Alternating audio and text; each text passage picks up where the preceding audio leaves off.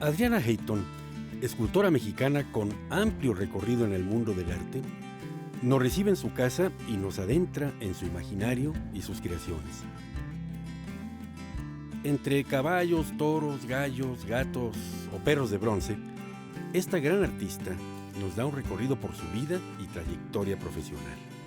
Adriana, gracias por recibirme verdaderamente aquí en tu casa, en tu casa taller. Casa estudio taller. Casa estudio taller. Ajá. Porque así es la vida de un artista, ¿no? Te invades espacios de pronto. Exactamente. Y tu vocación estética viene de lejos, ¿no? ¿Cuándo empezaste, digamos? De muy niña, mamá tenía caballitos míos pintados desde que tenía como 4 o 5 años. O sea, lo primero que empecé a pintar fueron caballos. Pero no sabía que existía casi la escultura. O sea, crecí pintando, hasta que me caso y entro a estudiar pintura a Casa Lam. ¿Ya? Y el salón de al lado era escultura. Entonces llegaba a mi clase de pintura y me iba a asomar a ver qué estaban haciendo y me empezó a fascinar. Entonces empecé a hacer pininos en la casa y me gustó. Entonces el siguiente semestre pues ya estaba en escultura. A tal grado que dejaste la pintura prácticamente, Dejé ¿no? la pintura, totalmente. Pasaron los años, mis hijas crecieron, me pedían ayuda para una tarea y de plano ya no podía pintar. Ah, ya, hasta Así, imposibilidad física. Sí, No se me perdió, digas. se perdió todo. Fue tanta la adopción de tu De vocación la nueva. escultura, exactamente. Y ya con esto llevamos 22 años. Tiene varias fases la obra escultórica Ajá. que no mucha gente las conoce, ¿no? Yo imagino que tú te haces un proyecto primero en la cabeza. Ajá. ¿Y cuál es el primer traslado, digamos, a plasmarlo? No, en primero algún hay que ir en material? el tráfico, en el coche. bueno, entonces tienes mucho tiempo. Entonces, sí, en esta ciudad se presta. Entonces vas en el coche y de repente, como si vieras una pieza que no es tuya, pasa. Y como que dices, ¿qué fue lo que vi en mi imaginación? Entonces regresas, entonces le empiezas a darle idea, le empiezas a dar vuelta, y ya que la tienes totalmente dominada, empiezas otro día, te acuerdas de esa pieza, y dices, bueno, ¿cómo la hago? Entonces una estructura así, o cuántos caballos, entonces ya la vas realizando todo. Bueno, en mi caso en la mente lo voy realizando. Sí. Para el momento en que ya empiezo a hacer la pieza, por ejemplo, como está diseñada, ya sé que necesito estructuras de, no sé, ya no me acuerdo, creo que son 15 caballos ahí.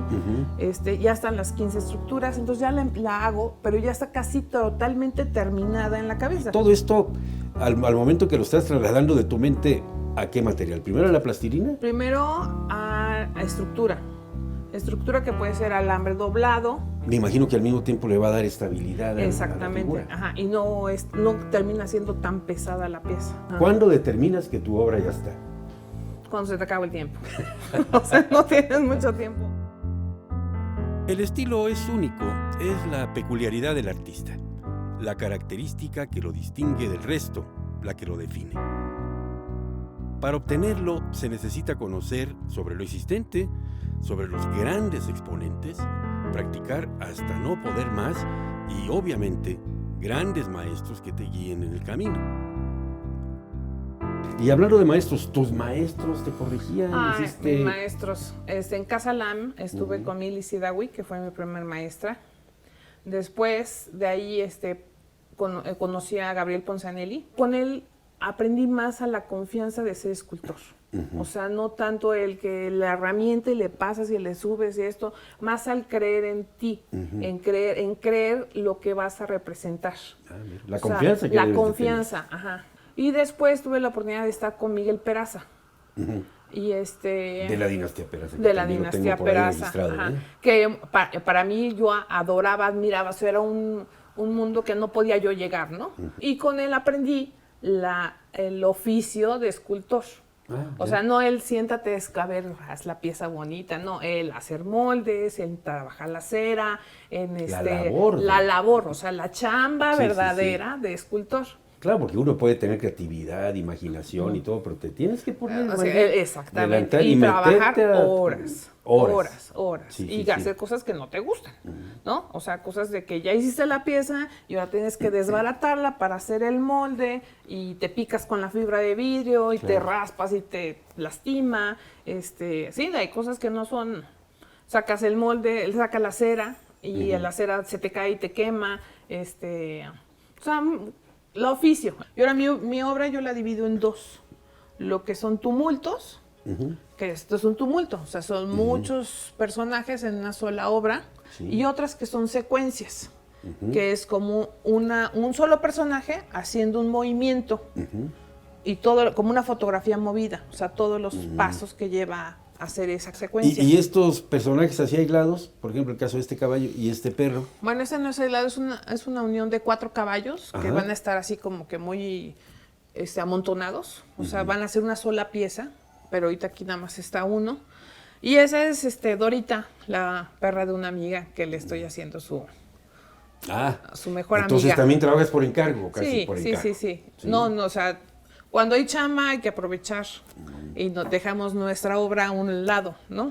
Y cuando no hay chamba, no, pero bueno, los pues encargos aprovechamos se cobran, ¿no? Para hacer la obra. Me decía un pintor en Monterrey que él trabaja exclusivamente por encargo. No. Eso me lo dijo Gabriel Ponzanelli. Nunca pierdas de hacer lo que a ti te gusta. Bueno. O una combinación de las dos. ¿Sí? Inspiraciones en tu vida, además, esta de que es tu imaginación, obra de otros maestros escultores, clásicos, no clásicos. Ya me hablaste de Córdoba, ya me hablaste de Just. O sea, cuando yo empecé a decir, bueno, es que a lo mejor sí soy escultora, o intento hacer escultura, no, hacer escultura es otra palabra, intento hacer escultura, me gustó mucho Rodin. Entonces veía mucho su obra y a partir de ahí empecé a ver qué hacen los demás, ¿no? ¿Cómo le hacen? Más que qué hacen, ¿cómo le hacen? Claro. Entonces aprender todo lo posible, ¿no? Un artista debe inspirarse en el mundo que lo rodea. Sus obras, técnicas y el mismo contexto en el que se desarrollaron y hacen su trabajo se vuelven punto de partida para crear algo nuevo. Adriana lo tiene claro y nos platica de una técnica escultórica maravillosa, la fundición a la cera perdida, aplicada en una de las esculturas más conocidas en México, el caballito de don Manuel Tolsá. Cuando uno ve el caballito de Tolsá, que fíjate nada más, qué bueno que lo recordamos, hubo una escultura ecuestre hecha por el hombre, un tipo paradigmático en la escultura, en las artes plásticas en general, la arquitectura. Y ahí yo me he fijado en la placa que tiene, tantos quintales de bronce, que es una estatua que se fundió de un solo proceso. Esa es otra cosa totalmente diferente. Y a la cera perdida. A la cera perdida. Ahora sí, vamos por partes. Yo hago esta pieza. En la estructura, terminamos la plastilina, terminamos la pieza. Entonces le vamos a hacer un molde de silicón, fibra y vidrio. Se abre el molde, sacamos el original, se cierra y se le echa cera. Esa cera se retoca a que quede perfecta, detallitos, crines o la orejita, cualquier cosa.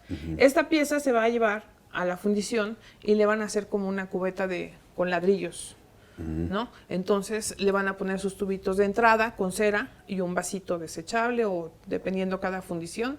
Entonces le van a echar un cemento muy, muy fino, va a subir el cemento y se va a quedar como una piedra dura con la pieza adentro prisionada. Después, ya que está dura, la voltean, la meten al horno y escurre la cera por los tubitos y por el vasito. Entonces queda la piedra con la pieza adentro hueca. Entonces la sacan, la voltean y le echan, ahora sí, oro, plata, bronce, aluminio, el material que sea, y se vuelve a llenar por el espacio vacío. Sí. Es mucho más complicado, pero bueno, así lo entiendo yo y te lo explico. No lo voy a entender. Y entonces ya que está fría, le pegan y sale la pieza. La desenterran de la piedra, le cortan los tubitos, la pulen, todo ya que quede flamante la pieza. Sí, porque le insisto con la pieza del caballito, que aprovecho para preguntarte si la actitud del caballo, según dicen los que saben, cuenta mucho. El personaje que está arriba, en este caso Carlos IV, el caballo está pisando las armas de los derrotados aztecas y otra pata la tiene levantada, pero que según tenga las patas, según es como murió la persona. ¿Cómo murió? Como murió la persona. No recuerdo exactamente ahorita, pero creo que sí está con las 4 patas, murió tranquilo. Puedo estar inventando, pero creo que murió tranquilo en su cama, en su casa. Sí levantó una pata, murió en guerra. Es dependiendo de las posiciones de de las patas ahí tengo el libro, pero no Sí. recuerdo exactamente. Nos mandamos a todos a que Ajá. lo chequen. En la actualidad, separar la vida profesional de la vida personal es muy difícil, si no es que imposible. Los roles de madre y esposa, como en sus obras, llevan a Adriana a dividirse en muchas para satisfacer cada ámbito en su vida.